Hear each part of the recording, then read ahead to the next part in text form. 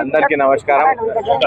ఇలా మాజీ ప్రధానమంత్రి భారత రత్న రాజీవ్ గాంధీ గారి 82వ జయంతి సందర్భంగా కాంగ్రెస్ పార్టీ తరఫున వారికి ఘన నివాళులు అర్పించడం జరిగింది.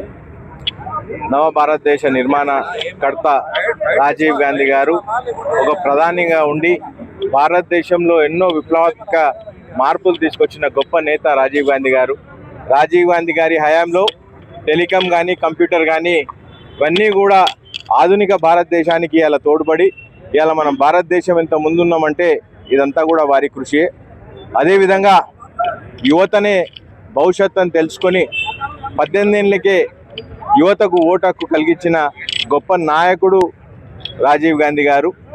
అదేవిధంగా పంచాయతీరాజ్లో ఇక్కడ గవర్నెన్స్లు అంతా కూడా మహిళలకు కూడా ప్రధానంగా వారికి కూడా భాగస్వామ్యం కలిగించాలి.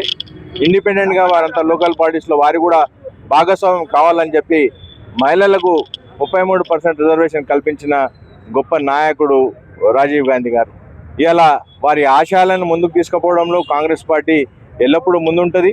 ఇలా రాజీవ్ గాంధీ గారు చూపెట్టిన బాట తను ఎప్పుడు కూడా వారు చూపెట్టిన ఆశయాలను అన్నింటినీ కూడా ఇలా యువత వారిని అనుసరిస్తూ ఇలా కాంగ్రెస్ పార్టీ ఆశయాలను ముందుకు తీసుకెళ్తూ ఇలా యువ నాయకుడు రాహుల్ గాంధీ గారికి మేమంతా కూడా మద్దతుగా ఉండి నవ భారతదేశాన్ని మన భారతదేశాన్ని మొత్తం ప్రపంచ పటంలోనే ఒక గొప్ప దేశం తీర్చే విధంగా ఇలా కాంగ్రెస్ పార్టీ శ్రేణులంతా కూడా పనిచేస్తున్నారు. అదేవిధంగా మేమంతా కూడా ముందుకు పోతామని తెలియజేస్తూ ఇలా వారి జన్మదిన సందర్భంగా వారికి మరొకసారి మేమంతా కూడా ఘనంగా మేమంతా నివాళులు అర్పిస్తున్నాము.